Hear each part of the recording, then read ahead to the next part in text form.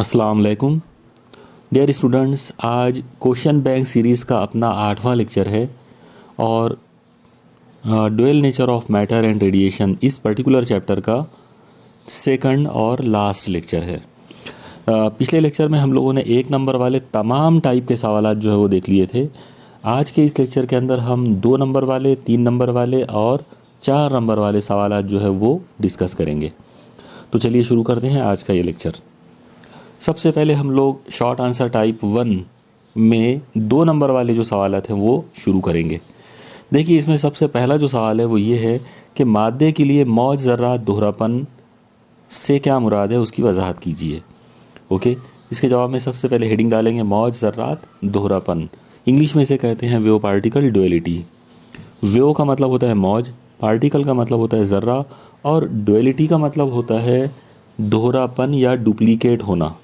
Okay, 2 अंदाज में यानी 2 अलग अलग तरीक़ों से अपनी पहचान दिखाना, उस चीज़ को दोहरापन या डुअलिटी कहते हैं। अब इस चीज़ की हकीकत क्या है उसको एक बार पहले आप अच्छे से समझ लो। आप देखो, जब हम नूर की स्टडी करते हैं यानी लाइट की स्टडी करते हैं तो हमें पता चलता है कि बहुत सारे प्रोसेस ऐसे हैं जहाँ पर लाइट एक वेव जैसा नज़र आता। जैसे मिसाल के तौर पर इनेकास नूर, इन्हिराफ नूर, तदाखुल नूर, इंकसार नूर वगैरह वगैरह। ऐसे बहुत सारे प्रोसेस हैं जहाँ पर नूर को लहर जैसा मानना पड़ता है, वेव जैसा मानना पड़ता है। तो इन तमाम प्रोसेस को देखकर ऐसा लगता है कि नूर जो है वो लहर है, लेकिन वहीं पर नूर के बहुत सारे दूसरे ऐसे अमल भी मौजूद हैं जहाँ पर नूर को ज़र्रात जैसा मानना पड़ता। जैसे फ़ोटो इलेक्ट्रिक इफ़ेक्ट, जिसे उर्दू में हम नूरी बरकी अखराज कहते हैं। इसके अलावा रामन इफ़ेक्ट। रामन इफ़ेक्ट आप याद रखिए, हिंदुस्तान के जो ग्रेट साइंटिस्ट जो गुज़रे हैं सर सीवी रमन, उन्होंने इस चीज़ को डिस्कवर किया था। रामन इफ़ेक्ट के अलावा ज़ीमैन इफ़ेक्ट, उनके अलावा कॉम्पटन इफ़ेक्ट, उनके अलावा स्टार्क इफ़ेक्ट। ऐसे बहुत सारे अमल हैं, बहुत सारे प्रोसेस हैं जहाँ पर हमको नूर को वेव नहीं मानना पड़ता बल्कि पार्टिकल मानना पड़ता है। यानी नूर को हमको ज़र्रात जैसा मानना, तसव्वुर करना पड़ता है। जब हम नूर को ज़र्रात मानते हैं तब जाकर ये जो प्रोसेस हैं ये एक्सप्लेन किए जा सकते हैं। तो इससे एक मतलब ये हुआ कि नूर जो है उसका नेचर पार्टिकल नेचर है। तो एक चीज़ यहाँ कन्फर्म हो रही है कि नूर जो है वो वेव जैसा भी है और पार्टिकल जैसा भी है। मतलब उसके अंदर ये दोनों तरह का जो नेचर है, दोनों तरह के जो नेचर है वो उसके अंदर बैक वक्त मौजूद हैं। साइमल्टेनियसली वो वेव नेचर भी दिखाता है और उसी वक्त वो पार्टिकल नेचर भी दिखाता है। ये जो चीज़ है नूर के अंदर, ये जो दोहरापन जो है, इसे हम नूर का दोहरापन कह सकते हैं। ओके, अब यहाँ पर आप एक चीज़ ध्यान में रखिए कि एक बहुत ही ग्रेट एक साइंटिस्ट गुजरे हैं जिनका नाम है D Broglie. Okay, D Broglie जो है, इन्होंने नूर की तमाम जो अलग अलग जो थेरीज़ हैं और उसके अलग अलग जो एक्सपेरिमेंटेशंस हैं, इन सब की उन्होंने स्टडी किया और उसके बाद फिर उन्होंने एक बड़ी अजीब व गरीब सी उन्होंने बात बताए। उन्होंने ये चीज़ एक नया एक मफरूज़ा जिसे हाइपोथेसिस कहा जाता है, डी ब्रॉयज़ हाइपोथेसिस कहते हैं उसे, वो उन्होंने तैयार किया। और उनका ये कहना था कि जब नूर में दोहरा नेचर है तो इसका मतलब ये हुआ कि दुनिया की हर चीज़ के अंदर दोहरा नेचर होना चाहिए। यानी नूर अगर वेव नेचर भी दिखाता है और पार्टिकल नेचर भी दिखाता है तो इसका मतलब ये हुआ कि इस दुनिया के अंदर जितनी भी चीज़ें मौजूद है उन सब में दोहरा नेचर होगा। वो सब के सब पार्टिकल नेचर के साथ साथ वेव नेचर भी दिखाती होंगी। ये जो नज़रिया है इसे कहते हैं D Broglie hypothesis of wave particle duality. यानी ये यहाँ पर एक चीज़ ये समझ में आ रही है कि दुनिया में जितना भी मादा मौजूद है, मादा जो है वो ज़रा से मिलकर बना हुआ है। और हमारा ये ख्याल होता था अभी तक कि मादा जो है वो सिर्फ पार्टिकल नेचर रखता है, लेकिन डी ब्रॉय का ये कहना था कि अगर मादे के अंदर पार्टिकल नेचर है तो साथ ही साथ उसके अंदर वेव नेचर भी होगा, वेव नेचर भी उसके अंदर होता है। ओके, इसके लिए उसने जो मफरूज़ा तैयार किया वो कुछ इस तरह से है कि जब कोई ज़र्रा किसी भी रफ्तार से हरकत करता है यानी चाहे स्लो हो चाहे फास्ट हो, कोई भी रफ्तार से जब वो हरकत करता है तब उस ज़र्रे के साथ एक मौज जुड़ जाती है, या एक मौज जो है, एक लहर जो है वो उससे मुताल्लिक हो जाती है, उससे एसोसिएट हो जाती है। इसका मतलब ये हुआ कि हरकत करने वाले ज़र्रे में मौजी फितरत होती है। अब इसमें एक और मज़ेदार बात ये भी है कि जब कोई ज़र्रा जितना ज़्यादा तेज़ रफ्तार से हरकत करेगा उसकी मौजी फितरत उतनी बढ़ेगी। यानी मौजी फितरत बढ़ती जाती है अगर आप उसकी रफ्तार बढ़ा रहे हो, और जैसे जैसे आप उसकी मौजी फितरत को बढ़ाओगे वैसे वैसे उसकी ज़राती फितरत कमज़ोर होती जाएगी। ओके, तो ये था मादे का मतलब ये जो नज़रिया है, इस नज़रिए को हम डी ब्रॉय हाइपोथेसिस कहते हैं, और ये वेव पार्टिकल ड्यूअलिटी कहलाता है। ओके, ये था पहला सवाल। चलिए अब चलते हैं अगले सवाल पर। अगला जो सवाल है ये बहुत इंपॉर्टेंट सवाल है, और ये बार बार इसमें रिपीटेड है इस पर्टिकुलर क्वेश्चन बैंक के अंदर। सवाल नंबर 2 ये है कि नूरी बर्क़ी अखराज की खसूसियात का मुताला करने के लिए तजुर्बाती तरतीब यानी एक्सपेरिमेंटल सेटअप का साफ़ सुथरा नामज़द खाका बनाइए। ओके, तो यहाँ पर आप देखिए इस तरह के सवाल के जवाब में आपको ये वाली जो डायग्राम है ये बनाना है। ओके, इस डायग्राम को आप गौर से देखिए और इसकी प्रैक्टिस कीजिए। इसमें कुछ चीज़ें जो इंग्लिश में जो लिखी हैं वो मैं आपको उर्दू में बता देता हूँ। यहाँ पर जिस जगह पर आप देख रहे हो कि, चलो मैं इसको यहाँ थोड़ा सा नीचे करके बताता हूँ। इसमें आप देखिए यहाँ पर फ़ोटो सेंसिटिव एमीटर प्लेट लिखी है। आप इसको एनोड भी कह सकते हो, सॉरी आप इसको कैथोड भी कह सकते हो। यानी यहाँ पर बेसिकली ये जो चीज़ है ये एक कैथोड है, और उसके सामने ये जो कलेक्टर प्लेट है तो बेसिकली ये एक एनोड प्लेट है। ओके, कैथोड का मतलब वो प्लेट होता है जो आमतौर पर बैटरी के निगेटिव टर्मिनल के साथ जिसको जोड़ा जाता, और एनोड प्लेट वो होती है जिसको आमतौर पर बैटरी के पॉजिटिव प्लेट के साथ जोड़ते हैं। ओके, चलिए ठीक है, आप इसकी प्रैक्टिस कीजिए और इस तरह की डायग्राम जो है वो आपको बनाना पड़ेगा अगर एक्सपेरिमेंटल सेटअप अगर आपसे पूछते हैं तो। चलिए अगले सवाल पर आते हैं। अगला जो सवाल है वो है मादे की दोहरी फितरत से क्या मुराद है, उसकी वजाहत कीजिए। ये ऑलरेडी सवाल अभी हमने कुछ देर पहले देखा। पहला जो सवाल था हमारा आज का वो यही था, डी ब्रॉय हाइपोथेसिस जो है उससे रिलेटेड ये सवाल है। यहाँ पर हम एक एडिशनल चीज़ ये कर सकते हैं कि हम इसमें डी ब्रॉय हाइपोथेसिस का जो मैथमेटिकल फार्मूला है वो लिख सकते हैं, और वो मैथमेटिकल फार्मूला ये है आपके सामने। वेव नेचर और पार्टिकल नेचर यानी मौजी फितरत और ज़राती फितरत एक दूसरे के साथ माकुस तनासुब में होते हैं। अभी मैंने आपको कुछ देर पहले बताया था कि जैसे जैसे आप किसी पार्टिकल की रफ़्तार बढ़ाते हैं तो रफ़्तार बढ़ते बढ़ते जैसे जैसे उसकी रफ़्तार बढ़ेगी वैसे वैसे उसकी मौजी फितरत जो है वो बढ़ती जाएगी। रफ़्तार बढ़ाने पर मौजी फितरत बढ़ती है, और जैसे जैसे मौजी फितरत बढ़ती है वैसे वैसे उसकी ज़राती फितरत कमज़ोर होती जाती है। इसका मतलब वेव नेचर और पार्टिकल नेचर एक दूसरे के साथ माकूस तनासुब में है। ओके, तो यहाँ पर हमारा सबसे पहला कंसेप्ट आएगा कि wave nature is inversely proportional to particle nature. अब हमको एक और ख़ास बात ये देखना है कि वेव नेचर को हम कैसे दिखाएंगे और पार्टिकल नेचर को कैसे बताएंगे। आप याद रखना, वेव नेचर जो है इसके लिए सबसे अहम जो पैरामीटर है वो है तूले मौज। आप याद रखिए, जिसमें तूले मौज होता है वो मौज होती है, जिसमें वेवलेंथ होता है वो वेव है, जिसमें वेवलेंथ ना हो वो वेव नहीं है। इसका मतलब वेव की पहचान है वेवलेंथ, इसलिए वेव नेचर की भी पहचान वेवलेंथ है। और उसी तरह से जब हम लोग पार्टिकल नेचर की बात करेंगे तो यहाँ पर हम ख़ती मेयार हरकत की बात करेंगे। आप याद रखो, ख़ती मेयार हरकत जिसका मतलब होता है मास इनटू वेलोसिटी, कमैयत और रफ्तार का हासिल ज़रब। आप याद रखो, दुनिया के हर ज़र्रे के अंदर कमैयत तो होती है लेकिन रफ्तार सब में नहीं होती। जो ज़रात रुके होते हैं उनकी रफ्तार ज़ीरो होती है, तो उनमें पार्टिकल नेचर जो रहेगा वो बहुत ज़्यादा रहेगा अगर उनकी रफ्तार ज़ीरो है तो। ओके, लेकिन जैसे जैसे उसकी रफ्तार बढ़ेगी वैसे वैसे उनका मेयार हरकत जो है, ख़ती मेयार हरकत जो है वो बढ़ता जाएगा, उनका पार्टिकल नेचर डाउन होता जाएगा। ओके, तो यहाँ पर इसी कंसेप्ट को इस तरीके से लिखा गया है, wave nature is proportional to 1 particle nature. Wave nature की पहचान है लैम्डा, पार्टिकल नेचर की पहचान है पी यानी लीनियर मोमेंटम, ख़ती मेयार हरकत। अब ये प्रोपोर्शनलिटी का साइन अगर हटा देते हैं तो यहाँ पर एक कांस्टेंट आएगा h, ये जो h है इसे हम कहते हैं प्लैंक्स कांस्टेंट। आप याद रखो प्लैंक्स कांस्टेंट जो है वो आज के ज़माने में, मतलब मौजूदा दौर में, ये फिज़िक्स में एक यूनिवर्सल कांस्टेंट माना जाता। पूरी फिज़िक्स की दुनिया के अंदर टोटल मिलाकर 3 फिज़िकल कांस्टेंट ऐसे हैं जिनको यूनिवर्सल कांस्टेंट माना जाता है।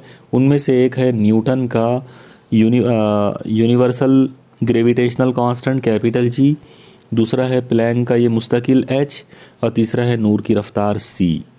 ये 3 लोग जो है वो यूनिवर्सल कांस्टेंट हैं और ये 3 आपने याद रखना चाहिए। इन 3 के अलावा बाकी जितने कांस्टेंट्स हैं वो यूनिवर्सल कांस्टेंट नहीं है, वो अलग अलग सिचुएशंस के अंदर उनकी वैल्यूज़ जो है वो बदलती है, लेकिन ये 3 लोग ऐसे हैं जिनकी वैल्यू कभी नहीं बदलती, इसीलिए इनको यूनिवर्सल कांस्टेंट कहा जाता है। ओके, चलिए बढ़ते हैं आगे। आज का जो अगला जो सवाल यहाँ पर हमको देखना है वो है कि नूरी बर्क़ी अखराज के तसव्वुर की वजाहत कीजिए। यहाँ पर आप देखो, नूरी बर्क़ी अखराज की डेफिनेशन नहीं देना है बल्कि उसका तसव्वुर बयान करना है। जब हमको तसव्वुर पूछते हैं, कंसेप्ट के बारे में बात होती है, तो उसमें डेफिनेशन भी आएगी और थोड़ी बहुत उसकी डिटेल्स भी आएगी। तो यहाँ पर आप देखो, सबसे पहले नूरी बर्क़ी अखराज की जो डिटेल्स हम ऑलरेडी पिछले लेक्चर में देख चुके हैं वो तमाम बातें यहाँ पर आएंगी। जैसे डेफिनेशन आएगी कि जब धात की सतह पर मुनासिब तवातीर का नूर वक़ू पज़ीर किया जाता है तब उसकी सतह में से इलेक्ट्रॉन खारिज होने लगते हैं, इस मज़हर को नूरी बर्क़ी अखराज कहते हैं। तो ये हो गई डेफिनेशन जो ऑलरेडी हमने कल भी देखा था। ओके, अब यहाँ पर आप इससे रिलेटेड कुछ डिटेल्स जो है वो और समझ लो। वो ये है कि नूरी बर्क़ी अखराज को सबसे पहले एक्सीडेंटली हेनरिच हर्ट्ज़ नाम के एक साइंटिस्ट जो हैं, जो कि एक इलेक्ट्रिकल इंजीनियर थे, उन्होंने इसको डिस्कवर किया था। ओके, और ये जो हेनरिच हर्ट्ज़ जो है तो इन्हीं के नाम पर, यानी इनका जो सरनेम है हर्ट्ज़, उसी को एसआई यूनिट बनाई गई है तवातीर की। आप याद रखो, नूरी बर्क़ी अखराज के अमल के दौरान जो इलेक्ट्रॉन खारिज होते हैं धात में से उनको फ़ोटो इलेक्ट्रॉन कहा जाता, और इन फ़ोटो इलेक्ट्रॉन्स को अगर आपने एक आधे प्लेट में ले लिए, प्लेट में मतलब किसी मेटल प्लेट के अंदर अगर आप उनका एक बहाव हासिल करते हैं तो आपको एक करंट मिलेगा। उस करंट को फ़ोटो करंट या फ़ोटो इलेक्ट्रिक करंट, उर्दू में नूरी बर्क़ी रौ कहा जाता है। ओके, इतनी चीज़ें आपको इसमें देना पड़ेगा। चलिए चलते हैं अगले सवाल पर। अगला सवाल है सवाल नंबर 5। 10⁻14 हर्ट्ज़ तवातीर वाले अशआ की तवानाई 6.63 जूल है। इस अशा में कितने फ़ोटॉन होंगे, उनकी तादाद मालूम कीजिए। ओके, देखो बहुत ही सिंपल, बहुत ही इंपॉर्टेंट सवाल है।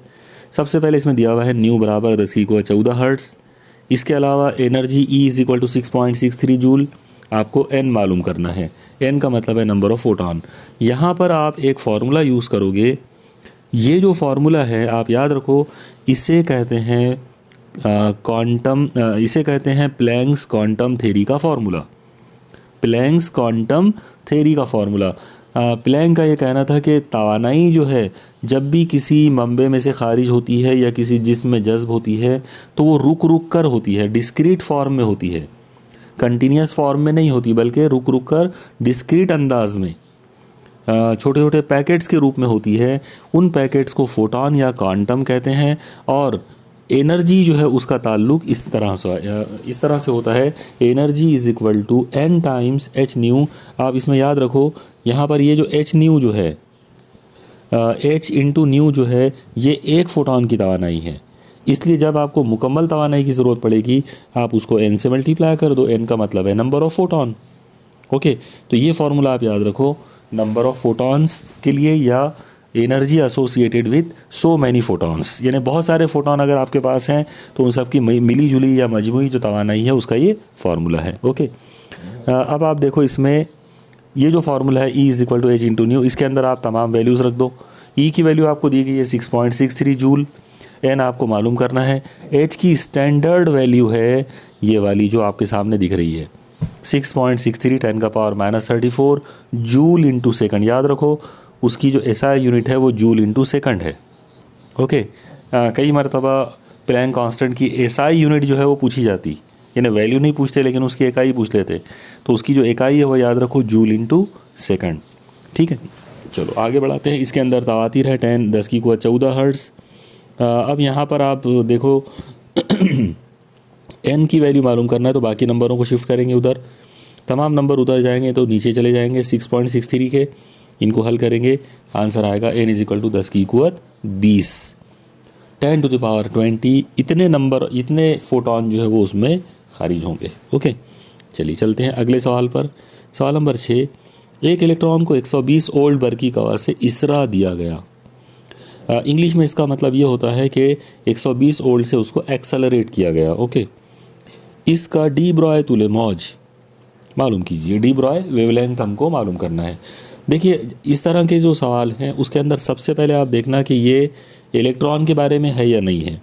अगर इलेक्ट्रॉन के बारे में है तो इनको सॉल्व करना बहुत आसान है, लेकिन अगर ये सवाल प्रोटॉन या न्यूट्रॉन या और किसी और पार्टिकल के लिए है तो फिर फार्मूला जो है वो बदल जाएगा। ओके, यानी जो फार्मूला हम यहाँ पर यूज़ करेंगे वो फार्मूला हम यूज़ नहीं कर सकते। यहाँ जो फार्मूला अभी यूज़ करने वाला हूँ मैं, वो सिर्फ़ और सिर्फ इलेक्ट्रॉन के लिए है। एक बार फिर से आप गौर से सुनो, इस पर्टिकुलर सवाल के जवाब में जो फार्मूला मैं आपको बताऊंगा डी ब्रॉय वेवलेंथ का, वो फार्मूला सिर्फ और सिर्फ इलेक्ट्रॉन के लिए है, बाकी ज़र्रात के लिए नहीं है। ओके, चलिए देखो इसमें क्या दिया हुआ है। सबसे पहले बरकी कावा दिया है 120 वोल्ट, आपको डी ब्रॉय वेवलेंथ लैम्डा मालूम करना है। फार्मूला जो आपको यूज़ करना है वो है इस तरीके से, आपके सामने स्क्रीन पर अब नज़र आया। Okay, lambda is equal to 12.28 divided by under root V degree angstrom. Okay, तूले मौज को डिग्री एंगस्ट्रॉम में अगर जाहिर किया जाए तो उसका फार्मूला इतना होता है 12.28 अपॉन अंडर रूट वी। एक बार फिर आपको याद दिला दूं कि ये फार्मूला जो है ओनली फॉर इलेक्ट्रॉन है। ओके, सिर्फ इलेक्ट्रॉन के लिए आप इसको यूज़ कर सकते हो।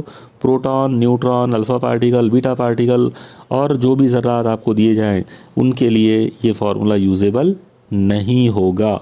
ओके, चलो अब हम इसमें वैल्यूज़ पुट करेंगे तो ये हो जाएगा lambda is equal to 12.28 upon under root V की वैल्यू है 120। अंडर रूट 120 का जो वैल्यू है, जो लॉग टेबल से आप देख सकते हैं, लॉग टेबल के अंदर स्क्वायर रूट के जो टेबल है उसके अंदर आप देख सकते हैं उसका आंसर आएगा 10.954। और जब आप 12.28 को 10.954 से डिवाइड करेंगे आंसर आएगा 1.121। और याद रखो ये फार्मूला डिग्री एंगस्ट्रॉम के लिए है। ओके, तो इस तरीके से हम इसको हल कर सकते हैं। चलिए आगे बढ़ाते हैं। अगला सवाल सवाल नंबर 7, एक धात का नूरी बरकी का में तफाउल 0.6 इलेक्ट्रॉन वोल्ट है, उस पर 2 इलेक्ट्रॉन वोल्ट का नूर वकू पजीर किया गया। इस धात के लिए मुनकता कवा स्टॉपिंग पोटेंशियल मालूम कीजिए। यानी कट ऑफ पोटेंशियल या स्टॉपिंग पोटेंशियल जो है मालूम करना है। देखो इसमें क्या किस तरह से करेंगे, जो चीज़ें दी गई है पहले उसको लिख लो। दिया हुआ है कि φ0 यानी work function equal to 0.6 electron volt, E is equal to यानी एनर्जी ऑफ फोटोन दिया हुआ है तो वह है 2.0 इलेक्ट्रॉन वोल्ट, और वी सफिक्स एस मालूम करना है, मतलब स्टॉपिंग पोटेंशियल मालूम करना है, रोकने वाला कवा जो है वो मालूम करना है। आप देखो इस तरह के सवाल को हम आइंस्टाइन्स इक्वेशन से सॉल्व करेंगे। आइंस्टाइन की जो मसावत है वो एकदम जनरल फॉर्मेट में कुछ इस तरह से है। ई इज़ इक्वल टू, ये जो आप देख रहे हो इक्वेशन यहाँ पर, E is equal to φ0 plus ई के, इसे कहते हैं आइंस्टाइन्स इक्वेशन। इसमें आप एक काम कर सकते हैं, इस φ0 को इधर शिफ्ट कर दो तो ये आपको मिल जाएगा ऐसा, E K is equal to E minus φ0। इसमें वैल्यूज पुट करेंगे 2.0 माइनस 0.6, ई के इक्वल टू आ जाएगा 1.4। ओके, अब आप यहाँ पर स्टॉपिंग पोटेंशियल का फार्मूला बनाएंगे। आप देखो स्टॉपिंग पोटेंशियल का जो फार्मूला होता है वो इस तरह से होता है, V S is equal to kinetic energy upon charge of electron, E K upon small ई। याद रखो ई के का मतलब है तवानाई बिल हरकत और स्मॉल ई का मतलब है इलेक्ट्रॉन का बरकी बार। ओके, तो चलो इसके अंदर वैल्यूज़ पुट करेंगे। जब हम इसके अंदर वैल्यूज़ पुट करेंगे तो यहाँ पर एक शर्त है कि ऊपर जो हम काइनेटिक एनर्जी लेंगे वो इलेक्ट्रॉन वोल्ट में नहीं चाहिए बल्कि वो जूल में होना। ओके, अभी जैसा हमने देखा था कि उसकी वैल्यू 1.4 वोल्ट थी, इलेक्ट्रॉन वोल्ट थी, तो उसको हम जूल में कन्वर्ट करने के लिए इस नंबर से मल्टीप्लाई करेंगे तो अब ये ऊपर वाली यूनिट जूल हो गई। ओके, तो इस तरीके से हम उसको सॉल्व कर सकते हैं। इसमें हमने ये वैल्यूज़ पुट किए। अब आप देखो 10 का पावर -19 और 1.6 ऊपर भी है नीचे भी है तो ये कट जाएगा, तो बाकी बचा 1.4। इसका मतलब V S is equal to आ गया 1.4 वोल्ट। ओके, तो ये था इस पर्टिकुलर सवाल का आंसर। यहाँ पर हमारे 2 नंबर वाले सवाल कंप्लीट हो गए। अब हम चलते हैं शॉर्ट आंसर टाइप 2 वाले क्वेश्चंस पर, यानी 3 नंबर वाले सवालत पर। आप देखो 3 नंबर वाले सवालत के अंदर पहला जो सवाल है वो है आइंस्टाइन की नूरी बरकी अखराज की मसावात लिखिए। उसकी बुनियाद पर नूरी बरकी अखराज के कोई 2 खुसूसियात लिखिए या वजाहत कीजिए। Okay, Einstein's photo electric equation. अब देखो इस पर्टिकुलर सवाल में सिर्फ इक्वेशन लिखना है, तो जो इक्वेशन अभी मैं अखज़ करके बताऊंगा उसको अखज़ नहीं करना है बल्कि उसको डायरेक्ट लिखना है। आप देखो इसमें सबसे पहले आप इस तरह की एक फ़िगर बना सकते हैं। ये फ़िगर नहीं भी बनाए तो चलेगा, लेकिन बनाए तो कोई अच्छी इन्हें कोई प्रॉब्लम नहीं है। आप देखो इसमें एक फ़ोटॉन हम डालेंगे ई, इसकी वजह से यहाँ पर वर्क फंक्शन होगा मेटल के अंदर, और फिर कुछ इलेक्ट्रॉन अगर बाहर आते हैं तो उनकी एनर्जी ई के होगी। अब आप गौर से देखो कि ये वाली एनर्जी इसमें डाली गई और इसकी वजह से ये 2 काम किए गए। ओके, ये एकदम सिंपल कंसेप्ट है। फोटॉन की एनर्जी डाली गई, उसकी वजह से इलेक्ट्रॉन ने 2 काम किया। पहला काम वर्क फंक्शन, दूसरा काम तवानाई बिल हरकत। इसका मतलब ये हुआ कि वर्क फंक्शन और तवानाई बिल हरकत का जो मजमुआ है वो ही हमारी टोटल फोटॉन एनर्जी है, यानी ई बराबर φ0 + ई के। ओके, तो इसी चीज़ को हम यहाँ पर लिखेंगे कि एक फ़ोटॉन है जिसकी एनर्जी E = h है, उसको डाला गया मेटल पर, उससे 2 काम हुए। एक है नूरी बरकी काम तफ़ाउल, दूसरा है इलेक्ट्रॉन की तवानाई बिल हरकत।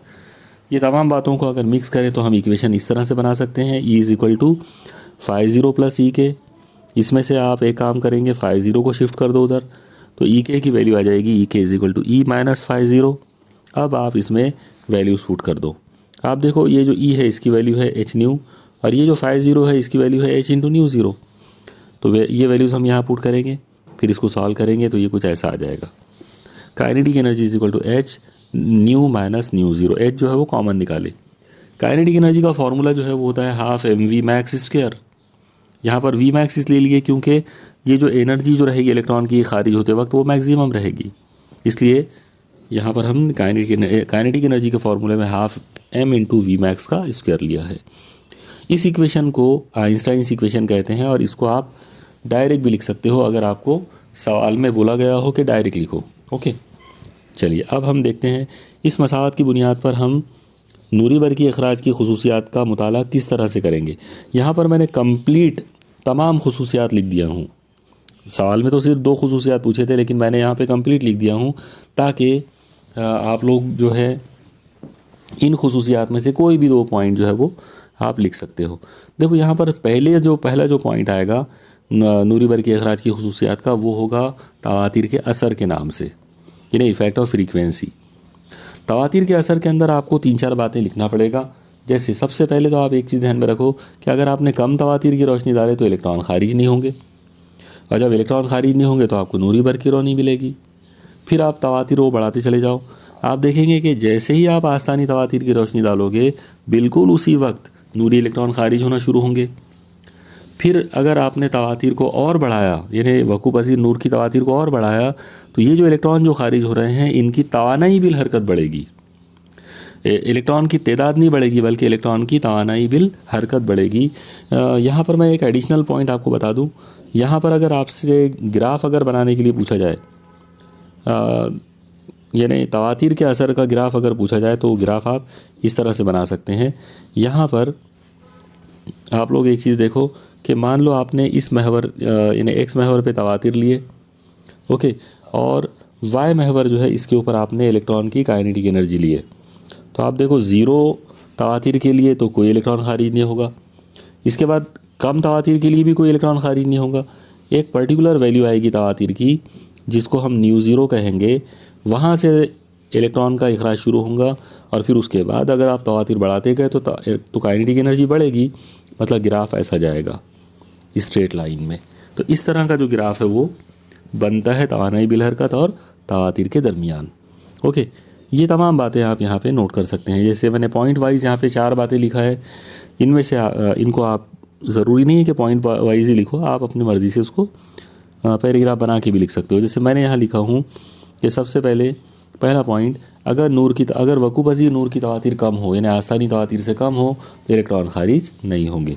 दूसरा पॉइंट, अगर वकूफ़ पज़ीर नूर की तवातीर आसानी तवातीर के बराबर हो, इलेक्ट्रॉन खारिज होंगे लेकिन सतह पर आके रुक जाएंगे। तीसरा पॉइंट, अगर वकूपज़ीर नूर की तवातीर को मज़ीद बढ़ाया जाए, मतलब आस्तानी तवातीर से ज़्यादा बढ़ाया जाए, तो इलेक्ट्रॉन जो बाहर सतह पे निकले थे वो खारिज हो जाएंगे, यानी उनकी रफ्तार बढ़ जाएगी, उनकी तवानाई बिल हरकत बढ़ जाएगी। ओके, और इसीलिए आखिरी पॉइंट हम ये बोल सकते हैं कि जैसे जैसे हम नूर की वकूपज़ीर नूर की तवातीर बढ़ाते हैं, वैसे वैसे खारिज होने वाले नूरी इलेक्ट्रॉन की तवानाई बिल हरकत बढ़ती जाती है। ओके, इतनी चीज़ें आपको इसमें लिखना पड़ेगा। यह हो गया पहला पॉइंट। दूसरा पॉइंट है हिद्दत का असर। हिद्दत यानी तेज़ी, शिद्दत भी बोल सकते हो आप उसको, इंटेंसिटी। ओके, तो इफ़ेक्ट ऑफ इंटेंसिटी हमको देखना है। आप देखो, अगर आपने एक ऐसा नूर लिए जिसकी तवातीर आसानी तवातीर के बराबर या उससे ज़्यादा है, और आपने ऐसा लाइट लिए जो बिल्कुल डिम है, यानी जिसकी हिद्दत बिल्कुल नहीं है, ज़ीरो है, तो जब आप उसको इंसिडेंट करेंगे कैथोड पर तो कोई इलेक्ट्रॉन नहीं निकलेगा, क्योंकि जो एनर्जी है वो है ही नहीं, इंसिडेंट करने वाली जो एनर्जी है वो नहीं है। अब आप थोड़ी सी नूर की जो हिद्दत है वो बढ़ाओ, आप देखेंगे कि जैसे आप नूर की हिद्दत बढ़ाएंगे उधर नूरी इलेक्ट्रॉन खारिज होंगे, फोटो इलेक्ट्रिक करंट मिलेगा। अगर आपने नूर की हिद्दत को और बढ़ाया तो और ज़्यादा इलेक्ट्रॉन खारिज होंगे, नतीजे में और ज़्यादा नूरी बरकी रौ आपको मिलेगी। ओके, ये था इफ़ेक्ट ऑफ इंटेंसिटी। इसका ग्राफ अगर आपको बनाना हो तो इसका ग्राफ आप ऐसा बना सकते हैं। यानी मान लो आपने यहाँ पर एक्स महवर के ऊपर हिद्दत ले लिए, ओके, और यहाँ पर आपने नूरी बरकी रौ लिए, और ये पॉइंट ओ है, तो आप याद रखना जो ग्राफ है वो ओ पॉइंट में से स्टार्ट होगा, ऐसे सीधा जाएगा, यानी उसका जो नेचर है वो ऐसा जाएगा। इस तरह का ग्राफ उसमें बनने वाला है। ओके, ये था मामला नूर की हिद्दत के असर का। अब हम चलते हैं अगले पॉइंट पर, बरकी कावा का असर, यानी इफेक्ट ऑफ पोटेंशियल। आप याद रखो, जब हम पोटेंशियल की बात करते हैं तो हम दो तरह के पोटेंशियल लगा सकते हैं, पॉजिटिव स्टाइल वाला पोटेंशियल और निगेटिव स्टाइल वाला पोटेंशियल। अगर आपने कैथोड को निगेटिव और एनोड को पॉजिटिव पोटेंशियल दिया तो ये यूजुअल तरीका रहेगा, यानी आम तौर पर हम बरकी कावा ऐसे ही लगाते हैं, ये पॉजिटिव बरकी कावा होगा। लेकिन अगर आपने उल्टा कर दिए कि कैथोड को पॉजिटिव टर्मिनल के साथ जोड़ दिए और एनोड को निगेटिव टर्मिनल के साथ अगर आप जोड़ देते हैं, तो जो बरकी कावा दिया जाएगा उसे हम निगेटिव बरकी कावा कहेंगे। ओके, यहाँ पर हम दोनों पॉइंट्स के अंदर ये दोनों बातों को कवर करेंगे। आप देखो, अगर आपने पॉजिटिव टाइप का बरकी कावा लगाए, मतलब एनोड को पॉजिटिव और कैथोड को निगेटिव, और ये बरकी कावा को आप बढ़ाते चले गए, तो आप देखेंगे कि जैसे जैसे आप बरकी कावा बढ़ाओगे वैसे वैसे करंट बढ़ेगा। ओके, जैसे जैसे आप बरकी कावा बढ़ाओगे वैसे वैसे करंट बढ़ते जाएगा। ठीक है, उसी तरह से सेकंड पॉइंट में अगर आप ये बोल सकते हैं कि अगर एनोड को मनफी बरकी कावा दिया जाए और कैथोड को मुस्बित बरकी कावा दिया जाए, मतलब पिछले वाले केस से उल्टा, तो ऐसी सूरत में नूरी इलेक्ट्रॉन जो निकलते हैं वो कैथोड से वो एनोड तक नहीं पहुंचेंगे, या पहुंच भी गए तो बहुत कम लोग पहुंचेंगे, और इसीलिए बहुत कम इलेक्ट्रॉन जो है वो एनोड प्लेट जो है वो जज़्ब कर पाएगी और करंट की कीमत कम होती जाएगी। जैसे जैसे आप निगेटिव पोटेंशियल को बढ़ाओगे वैसे वैसे नूरी बरकी रौ जो है उसकी वैल्यू कम होती जाएगी, यहाँ तक कि एक पर्टिकुलर वोल्टेज के लिए वो ज़ीरो हो जाएगा। ये जो ज़ीरो करंट वाला ये जो पोटेंशियल है, इसे हम कहेंगे मुनक़ता कावा, यानी स्टॉपिंग पोटेंशियल। ओके, ये था हमारा तीसरा पॉइंट। चौथा जो पॉइंट है वो है फौरी अमल, यानी इंस्टेंटेनियस प्रोसेस। आप देखो, आइंस्टाइन की इक्वेशन के अंदर टाइम जो है उसकी कोई टर्म मौजूद नहीं है।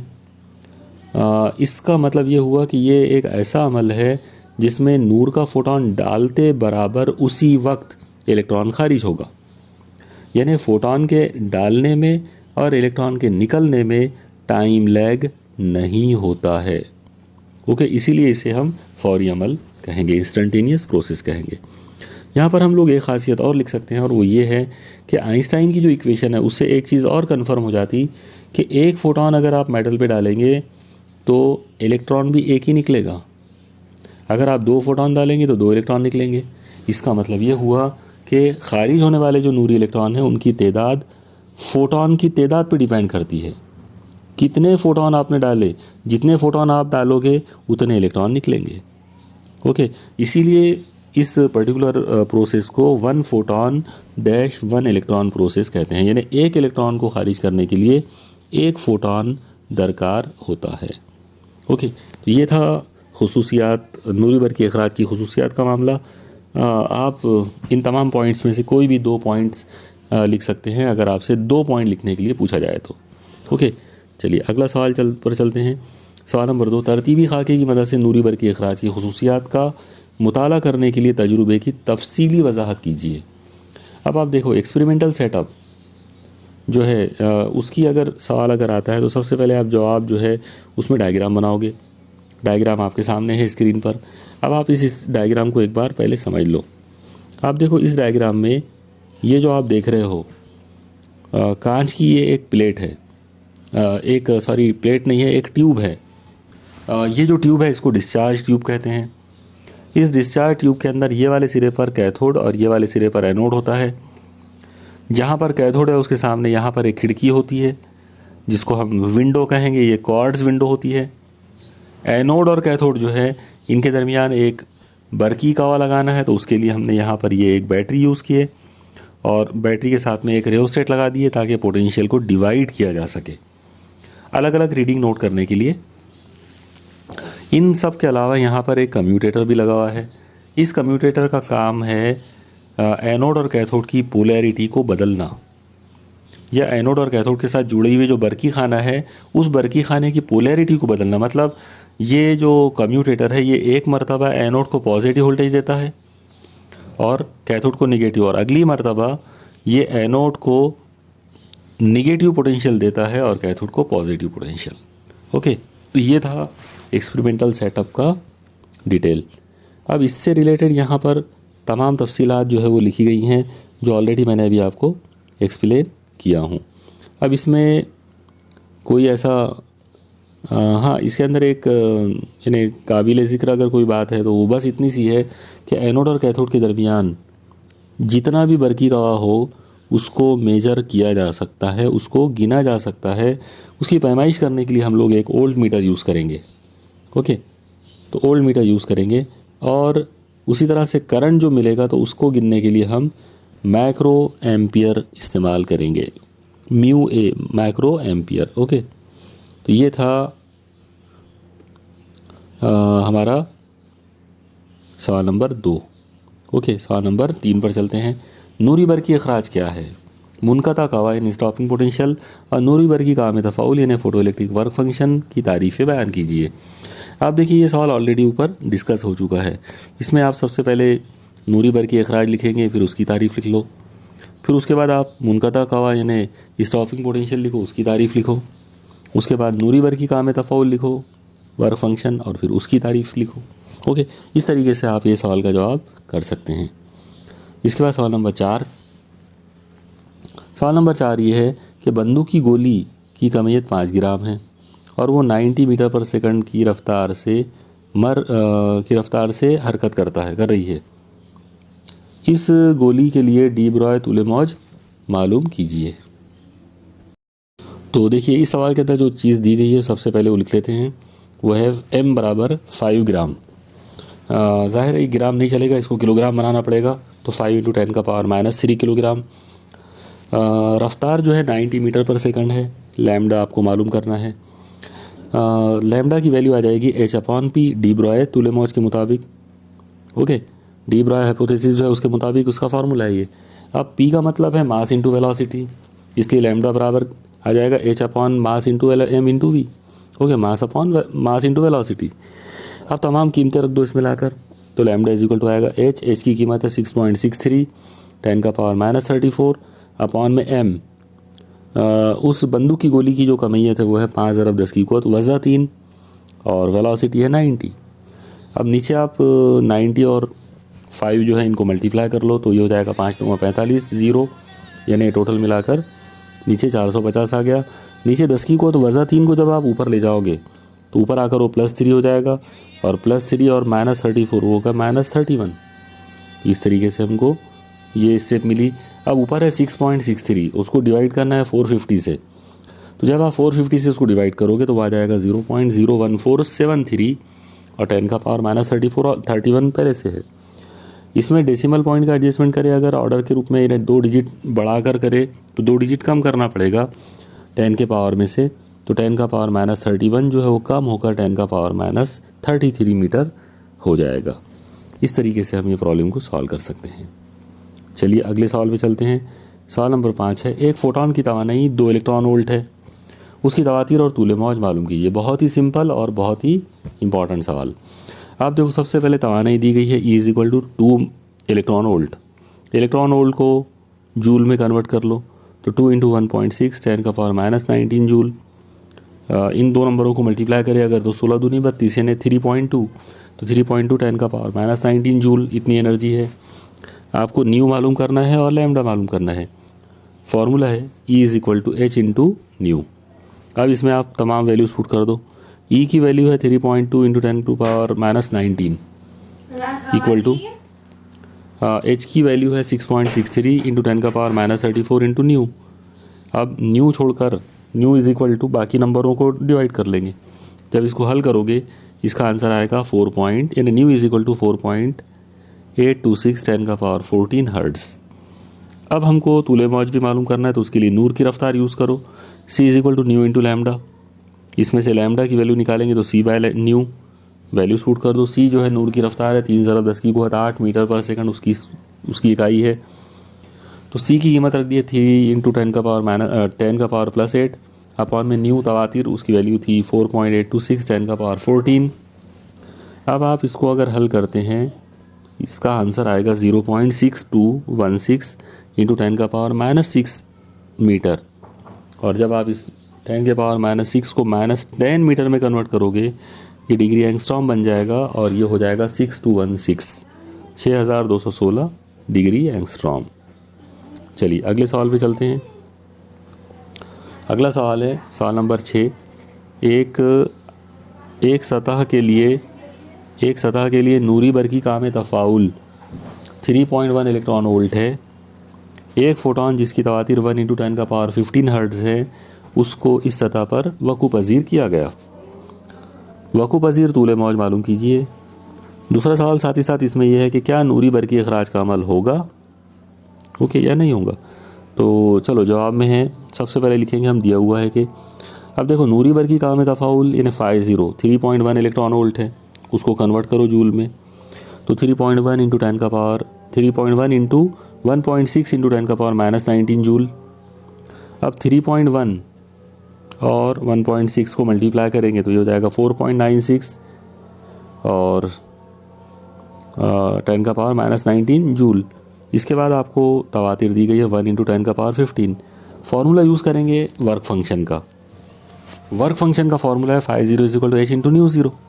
इसमें तमाम वैल्यूज़ पुट कर दो। फ़ाइज़ की वैल्यू है 4.96 10⁻19।